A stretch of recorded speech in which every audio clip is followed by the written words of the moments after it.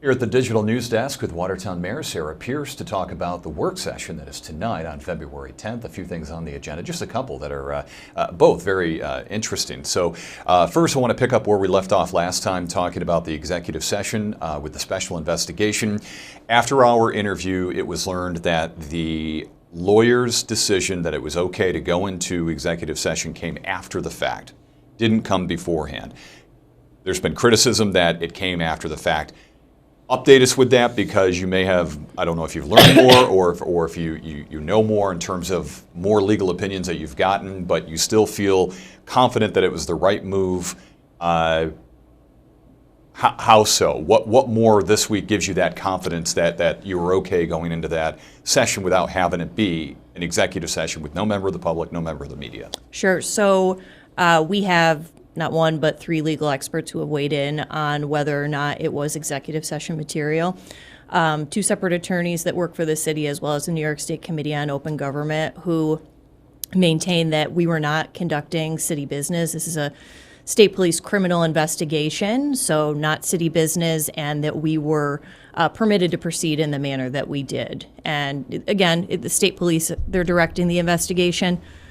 Don't want to speak for them, but the assumption is that they wanted to conduct it in that way in order to try to maintain some sort of privacy for people who may be involved in the investigation. One of those decisions from the Committee on Open Government, you said? Correct, yes. Is that written? Is that something that can be shared? I don't believe that it's written. I'm sure we could get a written copy of it.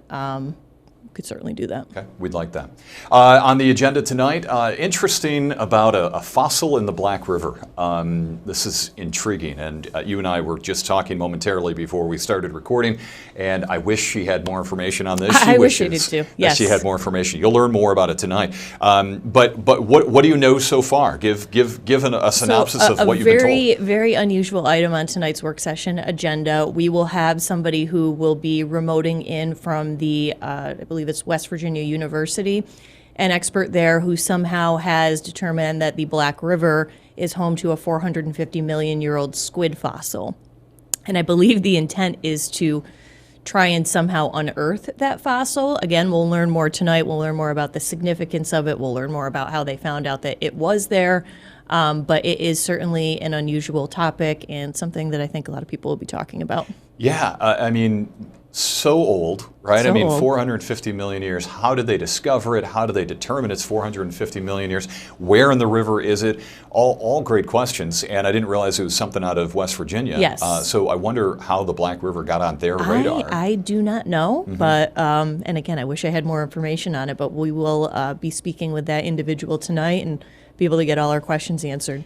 You know, thinking it through, if to unearth it, if that's what they want to do and we don't know, you wonder if they have to isolate it. I don't know if you can do that underwater. Do you have to? I don't know. I imagine there's some way to do that, but again, we will find out tonight. The Community Block Development Grant, you do the acronym better than I do, but it's a federal program of CBDG. And every year the City of Watertown has the ability to get this federal funding.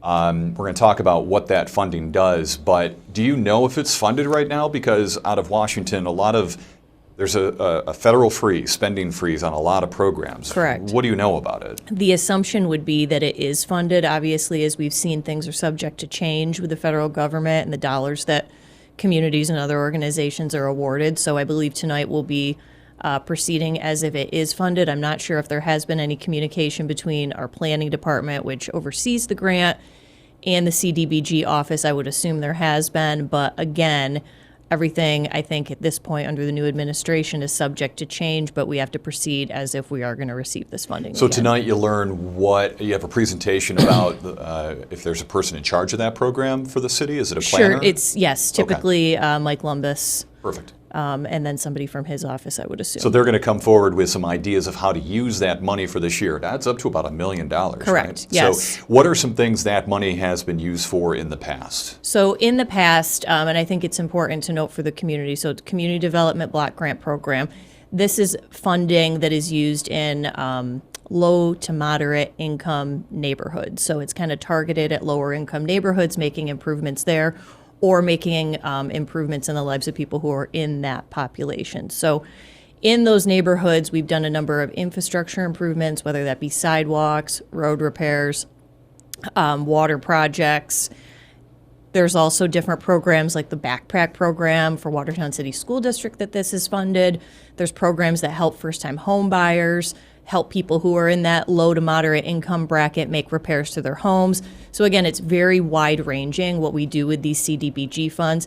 And again, there's always an opportunity every year to kind of, change what we do, look at other communities, what are they doing, how can we be most creative with these dollars to make the biggest impact in the community.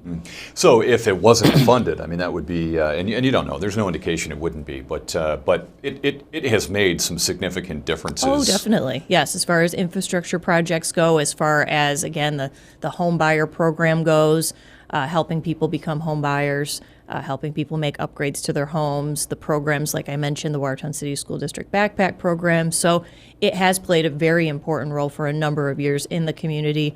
Around $1 million typically is what we receive, as you said. So for that to go away, not that it will, but as we said, anything is subject to change.